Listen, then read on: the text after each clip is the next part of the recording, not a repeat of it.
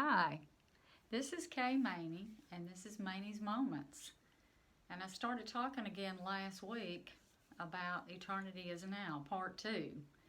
This week I want to extend that and talk about that some more, and then talk about unanswered prayer in your life. Maybe you feel stuck where you are. Maybe you feel like you're not really growing like you need to be. So I want to talk about that. First of all, why would I say that eternity is now? Why would I say that? I said it starts the minute you become a Christian. Your eternity started right that minute. And that's because God is in the now. He doesn't want you to just have fire insurance and when you get to Him finally someday you go, I made it to the pearly gates. No, He wants you to have blessings. He wants to be a part of your everyday life because He is real. He does love you and He wants to help you to grow. So maybe some of us feel a little stuck where we are. Maybe we keep just making the same mistakes over and over and over again and we really don't know why. And we'd really like to get some help with that. And I think there's a few crucial things I'm going to say today that might help you get beyond that point where you need to be. So my first question is, why are you not moving forward in your Christian life? Why do you feel like you're just going around and around and around in circles? Well, God can help you get out of that circle and move on to the next step in your Christian life if you will do what He says. Now, so let's talk about what does He say about all that. Why do you feel that way? Most people feel that way because they have unanswered prayer, okay? They've prayed about things and it just seems like God doesn't hear them. It's not turning out the way you want it to.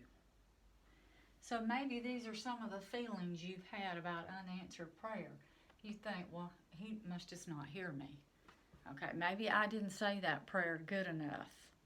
Maybe I didn't say the right words.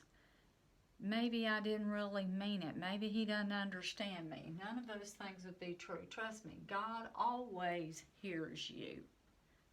God always hears you because He's God. So He hears you. He does not have deaf ears. Some of us might think, I know more than God does. Well, really? He created the universe.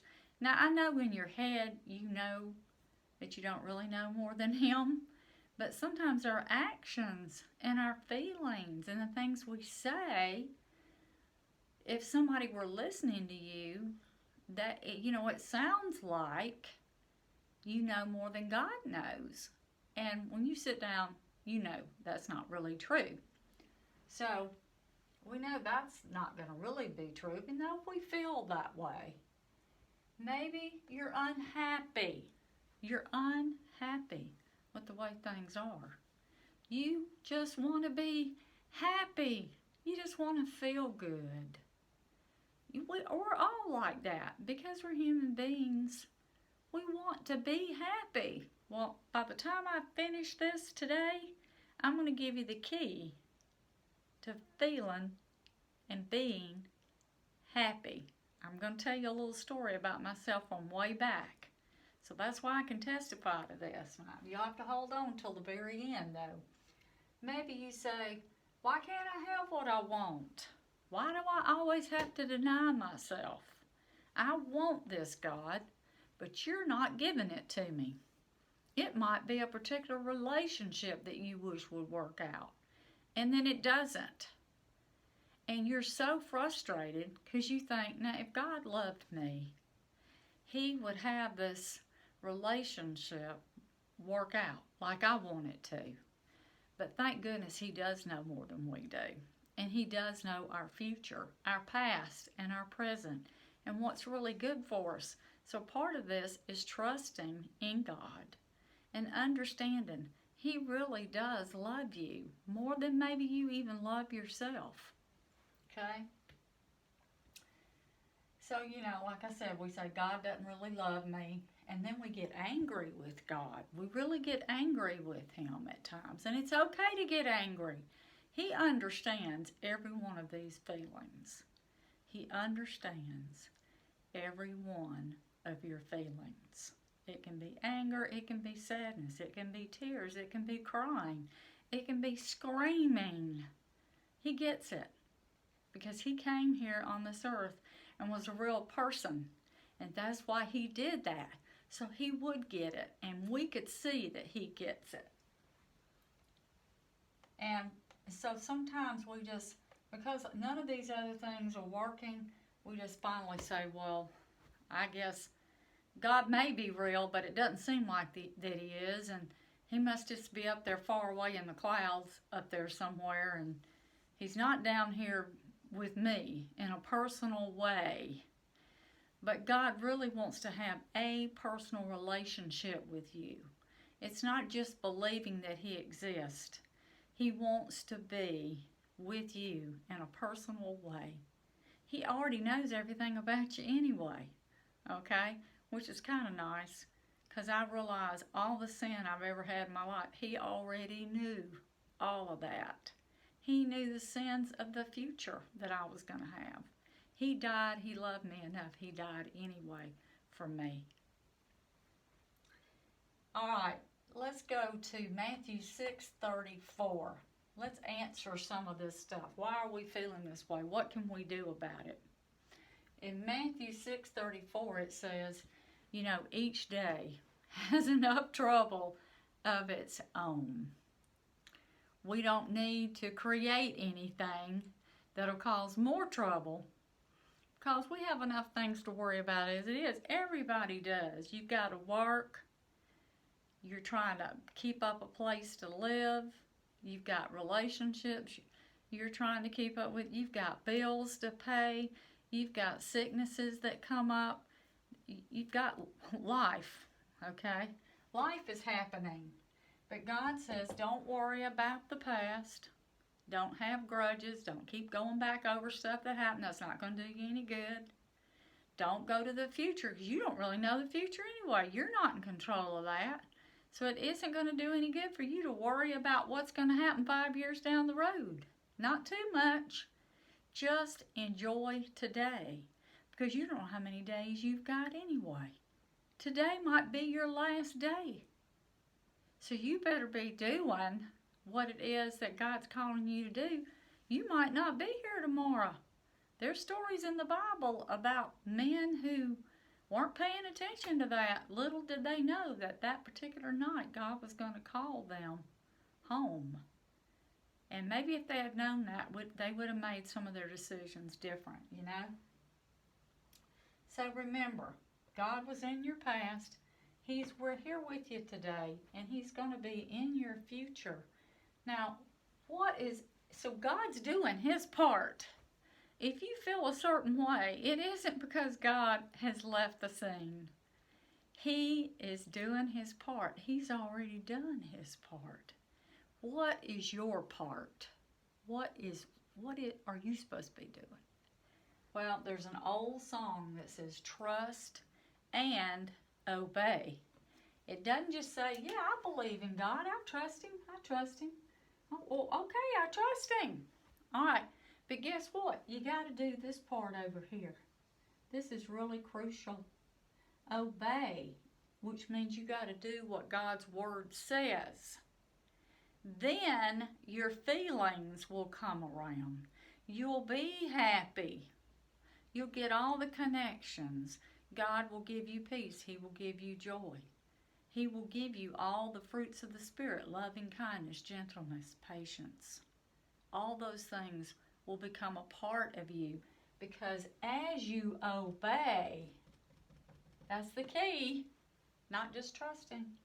Obey, your feelings are going to line up with what the Lord wants them to be. And you're going to develop those fruits of the Spirit. Now, here's the example of what I was going to tell you happened way long time ago for me, but I'll never forget it.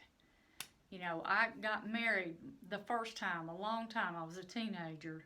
I got divorced at 19. I had a child I was raising by myself. And I really thought I was going to get married to my first husband again. We were high school sweethearts. And then one night he called me. I had become a Christian. And he said, I got married to somebody else. Well, then I knew God had closed that door. If he's married to somebody else, he's not marrying me again. You know, that was it. That was the tail end of it. And I got down on my knees and I said, Lord, you're going to have to help me love this man now. It's just a person. He's never going to be my husband again. Now, I didn't feel like that. Let me tell you, that is not the way I felt. I was actually very upset with him. Yes, it broke my heart, but beyond that, I was pretty angry with him. And it was hard to forgive him.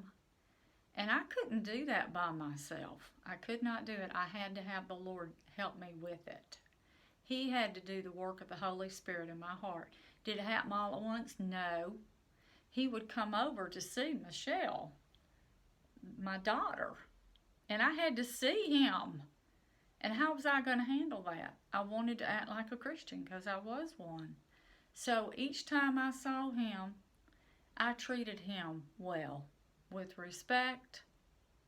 I never said anything bad to Michelle about her dad all that time because I knew I was supposed to love him as a person, as if he had never done anything wrong, as if he had never hurt me. Now that's hard to do. You cannot do that in your own power. You have to have the Lord. So,